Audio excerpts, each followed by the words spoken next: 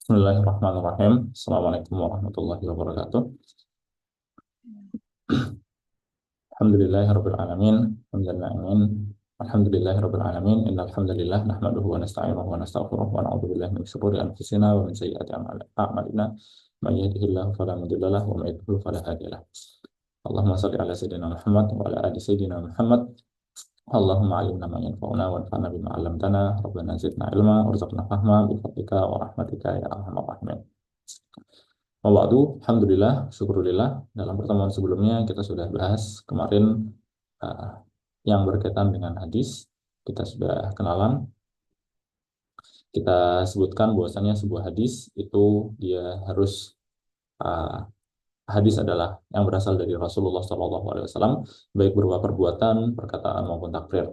Dan kita sebutkan bahwasannya hadis itu agar bisa sampai kepada kita harus melalui jalur berupa periwayatan.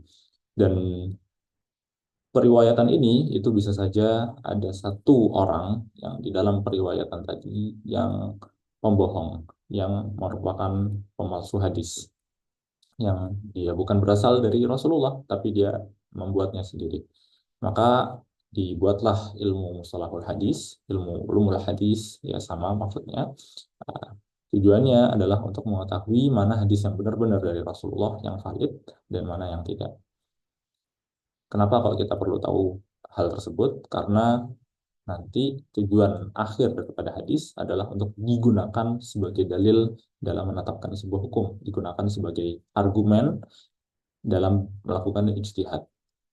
Dan tentu saja dalil yang bisa digunakan adalah dalil yang benar-benar valid daripada Rasulullah. Makanya sebuah hadis itu harus dikaji terlebih dahulu oleh ulama hadis, baru nanti diberikan kepada ulama fikih, mereka melakukan ijtihad dari hadis yang telah dikaji dan dipastikan kevalidannya oleh ulama hadis. Maka di akhir kita katakan al-fuqaha kal atibba wal muhadditsuna kasayadilah. Bahwasanya para ahli fikih itu seperti dokter dan ahli hadis itu seperti apoteker. Dalam pertemuan kali ini kita akan membahas kelanjutan daripada yang kita bahas sebelumnya. Setelah kita sudah kenal secara umum apa itu hadis, hari ini kita akan membahas bagian-bagian daripada sebuah hadis. Ada setidaknya 3 bagian atau 2 bagian. Bisa kita sebut 2, bisa kita jadikan 3. Ada 2 bagian utama dari sebuah hadis. Kalau kita lihat di sini, kita punya ada yang merupakan perkataan Rasulullah atau perbuatannya atau takrirnya, dan ada periwayatannya. Oke, maka yang merupakan perbuatan Rasulullah ini satu bagian, perbuatan perkataan takrir Rasulullah ini adalah satu bagian dari hadis, dan periwayatannya ini adalah satu bagian yang lainnya. Yang ini kita akan sebut sebagai matan, dan yang satunya akan kita sebut sebagai sanad.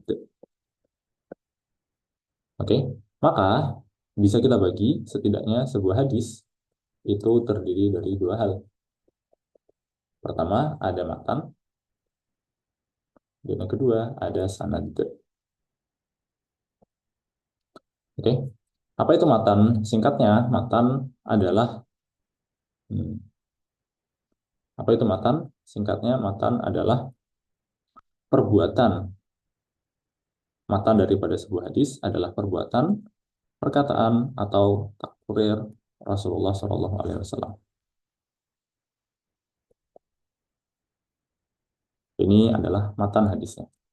Maka misalkan dikatakan bahwasanya Rasulullah melakukan ini, maka itu adalah matan hadisnya. Perkataan Rasulullah bahwasanya innamal a'malu binniyat misalkan, maka itu adalah matan. Atau takrirnya Rasulullah, maka itu adalah matan hadis. Apa itu sanad? Sanad itu adalah cerita, bukan cerita, teks, lafaz yang itu menggambarkan periwayatannya. Misalkan kemarin kan kita katakan bahwasanya kita agar bisa mengetahui sebuah hadis mendapatkan dari orang lain, dan orang lainnya itu mendapatkan dari orang lain, dari orang lain, dari orang lain sampai kepada orang yang bertemu dengan Rasulullah SAW. Maka informasi berkaitan dengan orang-orang ini, berkaitan dengan orang yang meriwayatkan hadis satu demi satu sampai kepada Rasulullah, itu kita sebut sebagai sanad. Jadi sanad adalah informasi terkait orang yang meriwayatkan, yang ada dalam periwayatan, ya, rentetan atau silsilah dari orang-orang tersebut itu kita sebut sebagai sanad. Nah, maka sebuah sanad itu pasti dia terdiri dari rawi. Apa itu rawi? Rawi singkatnya adalah orang yang meriwayatkan. Jadi orang yang meriwayatkan kita sebut sebagai rawi. Maka misalkan ada sebuah hadis, hadis ini kita dengar dari orang lain, dari guru kita misalkan. Guru kita mendengar dari gurunya lagi mendengar dari gurunya lagi, dari gurunya lagi, dari gurunya lagi, begitu terus sampai kepada Rasulullah SAW. Misalkan, maka setiap orang yang ada di dalam, maka semua itu, ya rentetan tersebut guru kita, dari gurunya lagi, dari gurunya lagi, sampai kepada Rasulullah, itu kita sebut sebagai sanad. Dan orang-orang yang ada di dalam rentetan tersebut, mereka sebagai, kita akan sebut mereka sebagai rawi. Oke? Dan sanad ini itu akan kita sifati dia menjadi dua macam. Ada sanad yang ali, ada sanad yang nazil.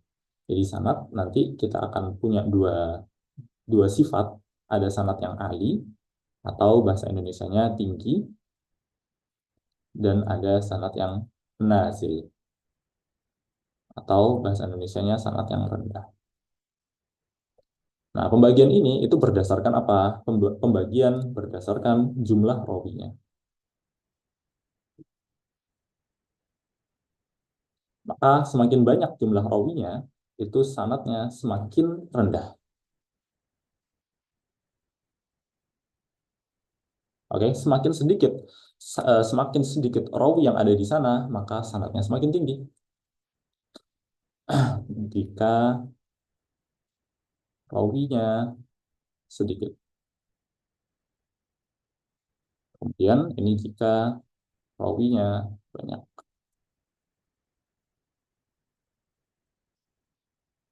Maka misalkan sanad yang itu terdiri dari kita, misalkan ini kita, dari orang lain, dari orang lain, dari orang lain lagi, misalkan, yang sampai kepada Rasul, dan jumlahnya itu misalkan adalah 30 orang, misalkan. Ini kita tidak bisa katakan dia sanad yang tinggi atau rendah, kecuali jika kita bandingkan dengan yang lain. Misalkan ada sanad lain, sanad punya teman kita, misalkan. Dari orang lain, begitu terus sampai kepada Rasulullah, yang jumlahnya misalkan 25 orang.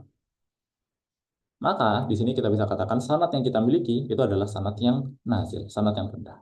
Dan sanad teman kita itu adalah sanad yang tinggi.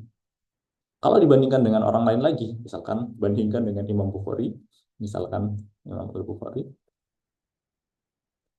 beliau meriwayatkan dari orang, dari orang, dari orang, begitu seterusnya sampai Rasulullah. Dan jumlah rawi yang ada di situ misalkan cuma 5, misalkan. Maka ini apa namanya?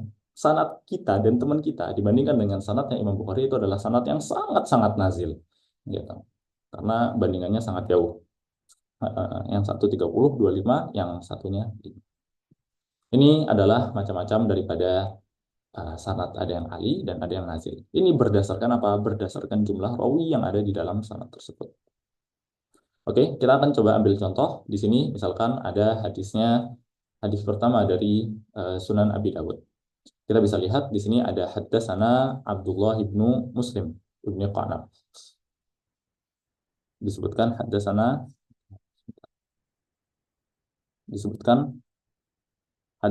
Abdullah ibnu Maslamah ibnu Qanab al-Qanabi, haddatsana Abdul Aziz yakni ibnu Muhammad yakni ibnu Amr, an Abi Salamah an al-Mughirah bin Syu'bah anna Nabi sallallahu alaihi wasallam kana idza dhahaba al-madhhab ab'ad. Atau ini bisa dilihat terjemahnya, berkata kepada kami Abdullah bin Maslamah bin Qanab al-Qanabi, ia berkata berkata kepada kami Abdul Aziz, maksudnya bin Abdul Aziz, ia berkata, dari Muhammad, maksudnya bin Amr, dari Abu Salamah, dari Al-Mughirah bin Sya'bah, ia berkata bahwa Rasulullah SAW jika pergi untuk buang air, untuk buang hajat, maka beliau menjauh. Hadis ini adalah lafaz hadis, ya, yang ada di dalam kitabnya Abu Dawud. Tentu saja Imam Abu Dawud ketika membuat atau ketika menuliskan hadis ini mendapatkan dari gurunya dapat dari gurunya lagi, dari gurunya lagi, dari gurunya lagi. Akhirnya beliau ceritakan di sini. Oke?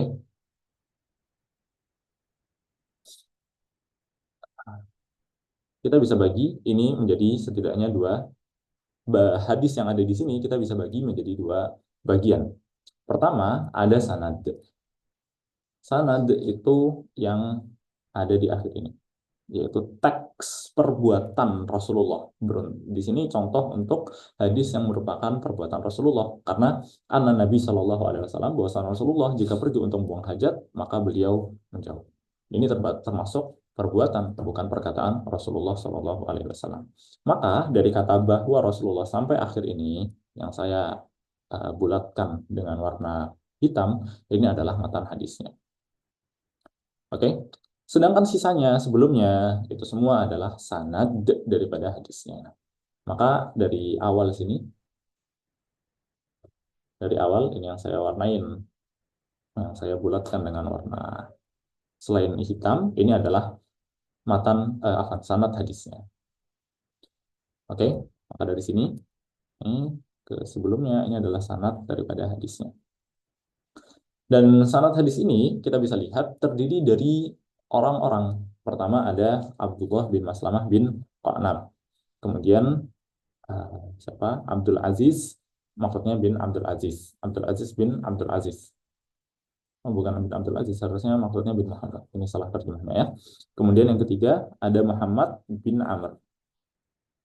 Kemudian yang keempat ada Abu Salamah. Yang kelima ada Al-Mughirah bin Syu'bah. Oke, totalnya ada 5 orang yang ada di dalam sanad ini. Nah, karena dan setiap orang ini kita akan sebut sebagai rawi. Pertanyaannya adalah apakah sanad ini adalah sanad yang tinggi atau sanad yang rendah? Tidak bisa kita katakan kecuali jika kita bandingkan dengan sanad yang lainnya. Nah, karena tinggi dan rendah itu adalah hubungan antara satu sanad, perbandingan satu sanad dengan sanad yang lain. Tidak bisa kita katakan sebuah sanad itu rendah kecuali jika melihat atau membandingkannya dengan sanad yang lainnya. Misalkan kita bandingkan dengan sanadnya Imam Bukhari. Di sini haddatsana Al-Humaidi, Abdullah bin Zubair, qala haddatsana Sufyan, qala haddatsana Yahya bin Sa'id Al-Ansari, qala akhbarani Muhammad bin Ibrahim At-Taimi annahu sami'a Alqamah bin Waqqas Al-Laitsi yaqulu sami'tu Umar bin Al-Khattab 'ala al-minbari qala sami'tu Rasulullah sallallahu alaihi wasallam yaqulu innamal a'malu binniyat wa innamal likulli imri'in ma nawa faman kanat hijratuhu ila dunya yusibuha aw ila imra'atin yankihuha fa hijratuhu ila ma hajara ilaihi. Ini adalah hadis pertama dari Sahih Bukhari. Kita bisa lihat di sini, kita melihat kepada akhir matannya. Aku mendengar Rasulullah SAW berkata, sesungguhnya amal tergantung pada niatnya, dan setiap orang mendapatkan apa yang dia niatkan. Barang siapa yang berhijrah karena dunia atau karena wanita yang ingin dia nikahi, maka hijrahnya sesuai dengan apa yang dia niatkan. Maka akhir daripada ini kita sebut sebagai matan. Oke? Sebelumnya di awal ini akan kita sebut sebagai apa? Sebagai sanad. Dan kita bisa lihat di sini sanadnya itu terdiri dari beberapa rawi. Kita bisa hitung, pertama ada Al-Humaidi, ini rawi yang pertama. Kemudian yang kedua ada Sufyan. Kemudian yang ketiga ada Yahya bin Sa'id. Kemudian yang keempat ada Muhammad bin Ibrahim At-Taimi. Dan yang kelima ada Alqamah bin Waqqas. Dan kemudian yang keenam ada Umar bin Khattab. Baru kemudian Rasulullah SAW. Di sini total rawinya ada berapa? Ada 6. Dan jika kita bandingkan dengan sanad yang ada di hadisnya Abu Dawud, yang pertama, kenapa dia ngambang?